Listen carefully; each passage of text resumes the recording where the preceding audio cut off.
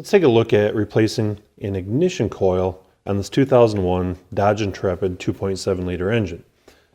Now we've got the firing order here being 1, 3, 5, 2, 4, and 6 on the other side of the engine. So we're going to replace this one right here, and you'll see it's pretty straightforward. We've got our electrical connection on the top here. I'm going to pinch the tab and slide it back out of the way. And then I've got 2 bolts with an 8mm head that I need to remove. While I'm in there, I'm also going to go ahead and replace the spark plug.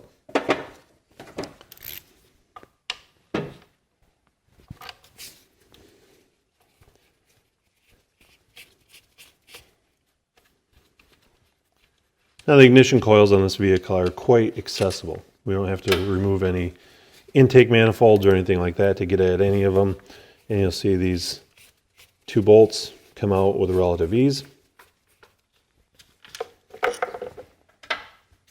So I'll quickly remove the ignition coil here.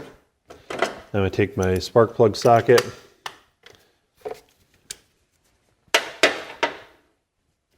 using an extension here as well, but I'm going to remove the spark plug.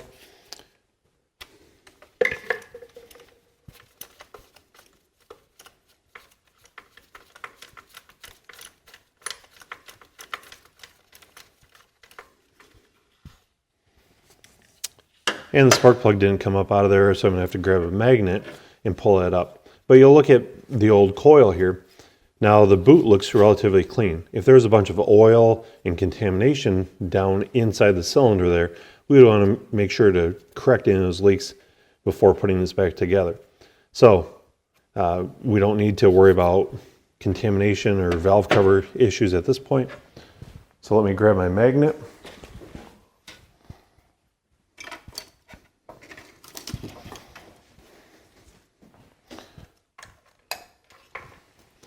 And I can pull the spark plug up out of there. Now again, looks pretty clean up here. There's no oil leaking down into it. You can see the thing may have been burning a little bit of oil here, but with over 200,000 miles on the odometer, I'm not overly concerned with that. We'll set our new plug down in there.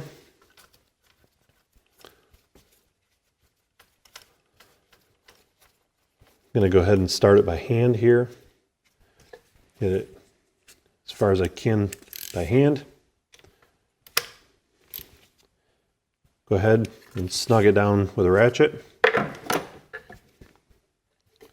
Take my new ignition coil, pop it into place.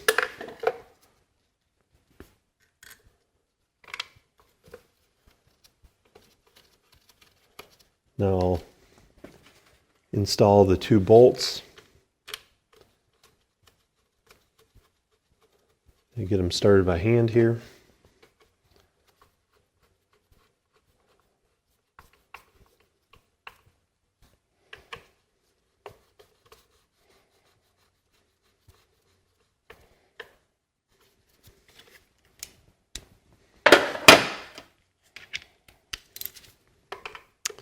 And finally I'll use a ratchet to snug them down, get the coil locked down into place.